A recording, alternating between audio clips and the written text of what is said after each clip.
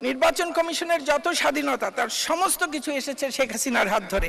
আর BNP জামাত আমরা ভুলে যাইনি 1,30,00,000 ভুয়া ভোটার। আওয়ামী লীগ সরকারের অন্যতম গুরুত্বপূর্ণ নেতা ছিলেন ডক্টর দীপু মনি।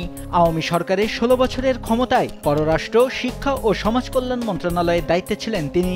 গত 5 আগস্ট ছাত্র জনতার অভ্যুত্থানে আওয়ামী সরকারের পতন হলে একে একে বেরিয়ে আসছে সব এমপি মন্ত্রীদের অনিয়ম ও দুর্নীতির তথ্য।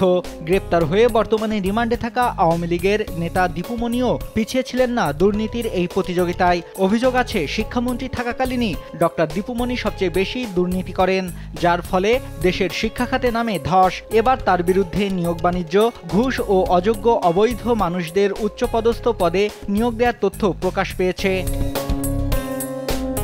2018 সালে জাতীয় নির্বাচনে আওয়ামী লীগ জয়লাভ করলে শিক্ষামন্ত্রীর দায়িত্ব পান ডক্টর দীপু মনি। সেখান থেকেই শিক্ষা খাতে ছড়িয়ে পড়ে নানা অনিয়ম ও দুর্নীতি। তবে দীপু মনি নিজে সরাসরি দুর্নীতিতে না জড়িয়ে নিজের পছন্দের একজনকে শিক্ষা মন্ত্রণালয়ের ছায়ামন্ত্রীর মর্যাদা দেন। অনেকটা জুনিয়র ও প্রশাসনিক অনভিজ্ঞ হওয়ার পরও একমাত্র ব্যক্তিগত পছন্দের কারণেই অধ্যাপক মশিউরকে জাতীয় বিশ্ববিদ্যালয়ের উপাচার্য থেকে সরাসরি উপাচার্য হিসেবে নিয়োগের ব্যবস্থা করেন ডক্টর দীপু মনি।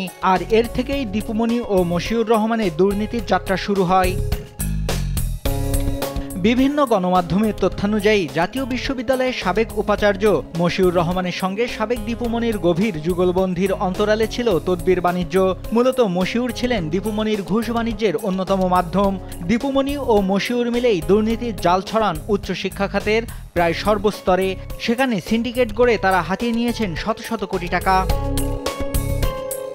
শিক্ষা খাতের বিভিন্ন পর্যায়ে তদবির বাণিজ্যের জন্য জাতীয় বিশ্ববিদ্যালয়ের উপাচার্য মশিউর রহমান অন্তত অর্ধশতবার চাঁদপুরে দীপু মনির বাসায় আসা যাওয়া করেছেন। এদিকে নিজের অবৈধ কাজের জন্যও জাতীয় বিশ্ববিদ্যালয়ে টাকা খরচ করে স্পিড বোটে করে চাঁদপুরে গেছেন অনেকবার।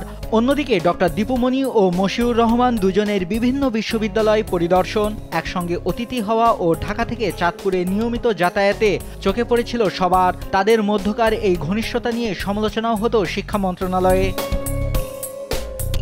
জাতীয় বিশ্ববিদ্যালয়ের সাবেক উপাচার্য অধ্যাপক ডক্টর মশিউর রহমান ও দীপু মনির গভীর ঘনিষ্ঠতা নিয়ে দ্বন্দ্ব ছিল অভ্যন্তরীণেও। দীপু মনির ক্ষমতায় মশিউর রহমান অনেকটা ছায়া শিক্ষামন্ত্রীর ভূমিকা পালন করেছিলেন, যা তৎকালীন শিক্ষা উপমন্ত্রী মহিবুবুল হাসান চৌধুরী নওফেল, অধ্যাপক মশিউর রহমান ও ডক্টর দীপু মনির মধ্যে চলেছিল ত্রিমুখী সংঘর্ষ। জাতীয় বিশ্ববিদ্যালয়ের সাবেক উপাচার্য অধ্যাপক ডক্টর মশিউর রহমান ও দীপু মনির গভীর ঘনিষ্ঠতা নিয়ে দ্বন্দ্ব ছিল শিক্ষা মন্ত্রণালয়ের অভ্যন্তরে।